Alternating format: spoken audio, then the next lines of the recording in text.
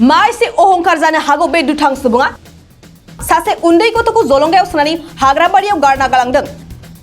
गावनि जोनोम होगिरि बिमानि खामानि ना सोरबा दुथां सिखाव सुबुंनि खामानि जाखो बे समाव मोनसे ब्रेकिं निउज। सोरबा दुथां सुबुङा गोरलै गथ'खौ जलंगायाव सोनानै गाग्रापारा पुलिस थानानि लांगोना मोखां सेराव गारना गालांदों। खाफाल मोजांदि उन्दै गथ'खौ पुलिस बिफाना मोजाङै मोजां बोखांनो हायो। गाग्रापारा पुलिस बिफाना सन्देह खालामनाय बायदिब्ला गथ'खौ गावनि जोनोम होनाय बिमाया बेबायदि खालामदों जानो हागौ एबा सोरबा दुथां सिखावफोरनिबो खामानिबो जानो हागौ होनना सन्देह खालामो। आरो बे समाव पुलिस बिफाना खावलायोदि सोरबाफोर बे गथ'खौ सिनाय मोननायफोर दंब्ला गाग्रापारा पुलिस थानायाव जगाजग खालामनो हागोन होनना फोरमायो।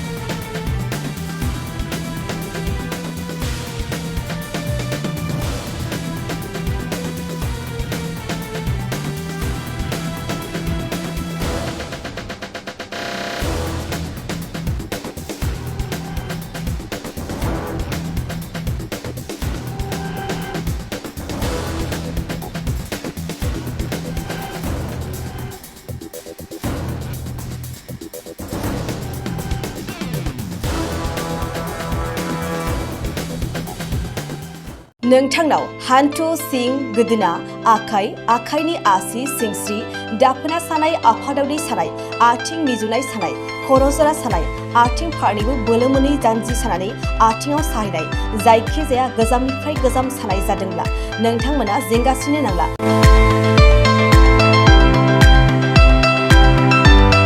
नोंथांमोननि थाखाय खम बेसेनावनो लाबोदों फिल नेचार जइन्ट पेन वेल। बे थाव मालिसखौ फुनोब्लानो नोंथांनि गासै सानाय जेंनाया खारगोन। अब्ला मानोथो गोबाव खालामखो? अर्डार आरो गोबां मोनथिनो थाखाय नैबे जानबुं नङाव फन खालाम 9974030738।